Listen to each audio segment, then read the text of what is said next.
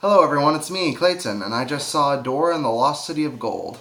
Now, for those with nostalgia for Dora the Explorer, the preschool television series, a lot of people were less than impressed when it came to the trailer of this film.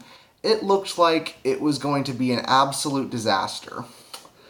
But, ironically enough, given with some really cool throwbacks to classic 80s adventure films like Indiana Jones, to the clever references to the show, to a lot of both old characters that you know and love and new characters who actually fit in pretty well, it actually turns out to be a pretty solid film.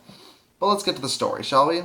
The story is that Dora, as you know her, has lived most of her life in the jungle. But 10 years after her days as little girl we know her, she's become a teenager, and her parents send her off to school while they search for the ancient Incan civilization that has a city entirely made out of gold. So she has to go to that classic movie cliche, high school, where she's the fish out of water. But when she's captured by some mercenaries who want to use her and her parents to get to the ancient city of gold, she has to lead her group of new high school friends and her cousin Diego to the Lost City of Gold, while they learn to appreciate Dora's oddball tendencies and hopefully get out of the situation alive. Now, the story does seem very similar to those, like I said, from Indiana Jones and old film serials of the type. And I actually appreciate that approach because not only does it allow for a throwback to those old tropes, but the film's even self-aware when it comes to those tropes, not just from tropes from the actual show, but from things like jungle puzzles and movie logic. One of the characters, Randy, even directly calls out certain bits of movie logic that work and ones that don't work. And the jungle puzzles themselves feel like something that would come out of Indiana Jones or the new Tomb Raider games, if you've ever played them.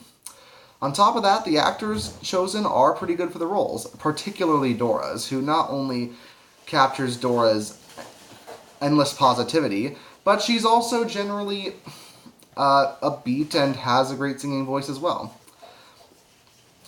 Danny Trejo also plays a part that I do not want to spoil, but let's just say he's was quite an unexpected addition to this film.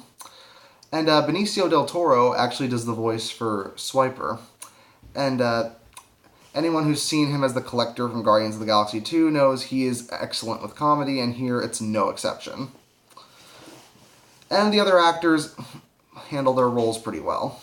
Sammy and Randy as characters are two of the original ones who initially feel like they're just going to drag down the film with being useless and just being bad comic reliefs. And to start off, it does feel like that, but they slowly win you over by the end. It's clear the people who made this film have a loving and respect for all things Dora. Not only from the song sequences, which some are called out as being pointless, but also there's an entire sequence in the film that is animated like the show, and even has callbacks to other scenes of its type. There's cameos from some of Dora's cast, like Boots is included. The map and the backpack in certain scenes have a mouth on them and eyes, just like the show. One of the only downsides I can think of is that sometimes basically the humor is a little hit and miss. The humor that's supposed to be self-aware is generally well done, as is some of the slapstick humor, but there's also some childish humor here and there that feels like it was just added for the trailers, and is probably what made them look so bad. But thankfully those instances are few, and they don't detract from the good parts of the film.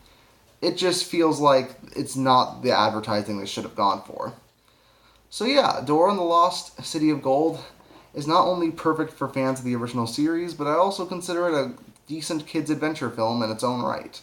That's why I give it an 8 out of 10. See you next time.